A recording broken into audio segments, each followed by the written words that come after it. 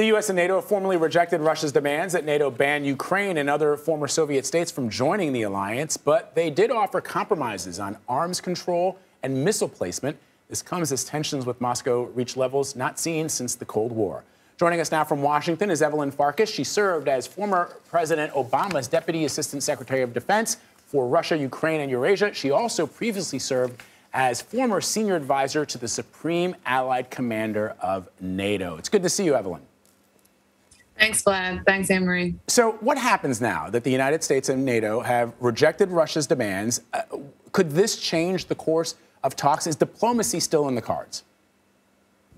Well, I mean, I've been saying for a while now that diplomacy is still possible, but it's not as likely as a military move by Russia.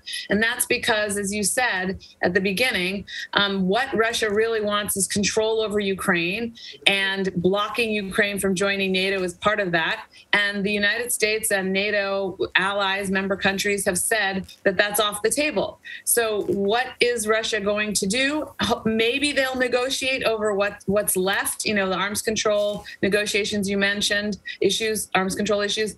But again, fundamentally, if Russia wants more control over Ukraine, and that's what this is all about, because Russia wants to challenge the international order. So again, it's not just Ukraine. It's basically rewriting the rules of the international order. Russia wants a sphere of influence. That's why this is so dangerous to us here in the United States. I know it's hard to understand sometimes. And so this is why we need to make sure that we tell Russia exactly what will happen in terms of economic sanctions and military support to Ukrainians if they do launch another invasion into Ukraine. You know, Evelyn, we've heard this week the president of Ukraine telling people, don't panic, don't panic. Vladimir Putin says there are no plans to invade Ukraine. I've heard reporting from people on the ground who say they talk to people in Ukraine and Russia, and they don't think that there's going to be any sort of invasion. I want to ask you, do you think Russia is serious about the possibility of invading Ukraine? And then what would the timeline be if that's the case? Because, you know, as I understand it, the winter weather is a factor that needs to be considered. Right, Anne-Marie. So first of all, I definitely think that a military invasion of some sort. So it could be, I mean, there will be probably cyber attacks against Ukraine. Those have been ongoing since 2014.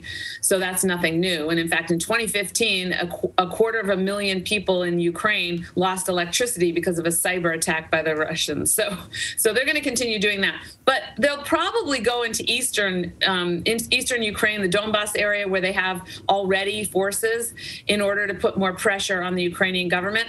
In terms of the timetable, they have to move before February 4th, I believe, because the Olympics start, and they're not going to want to upset the Chinese government by launching a military invasion that will distract the world. And the Olympics go till February 22nd, so the second window would be after the Olympics. We just don't know. And the reality is, the way Vladimir Putin operates, I mean, I was in the White House Situation Room in 2014 advising President Obama. I was in the Pentagon. The way Vladimir Putin operates is that he lines everything up so that he has lots of options, and then he decides when he thinks he has to decide. And quickly about the terrain, it means that from February 22nd, the end of the Olympics, the window closes sometime in March. But you know what? Mud is also not really an impediment. If Vladimir Putin wants to invade in March, he will. Frankly, I think that's less likely, also because he's got the troops now on a high ready alert. It takes a lot of effort to keep them at that level of alert. So, Evelyn, you mentioned your time in the Obama administration. How much of the annexation of Crimea is factoring into Vladimir Putin's thinking? In other words, the annexation of Crimea really didn't have any severe consequences. You can argue economic sanctions, perhaps, but is he really thinking that, you know, some people have used the language, you know, World War III. His calculation is it's probably not going to be that. Right. I mean, the reality is what he did in Crimea, Vlad, was for the first time since World War II, since Hitler did it, he altered borders using force. And the international community condemned it. You know, 100 countries at the United Nations said this is illegal.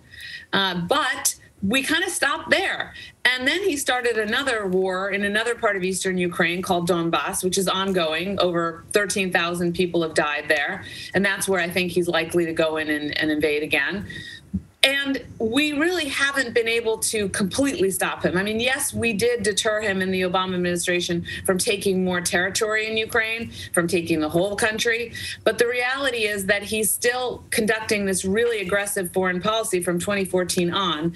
And at the international level, you know, the global community needs to really call him out. That's why actually I think President Biden should go to the United Nations and make the case that what Vladimir Putin is doing is not just dangerous to Europe, it's dangerous to the world.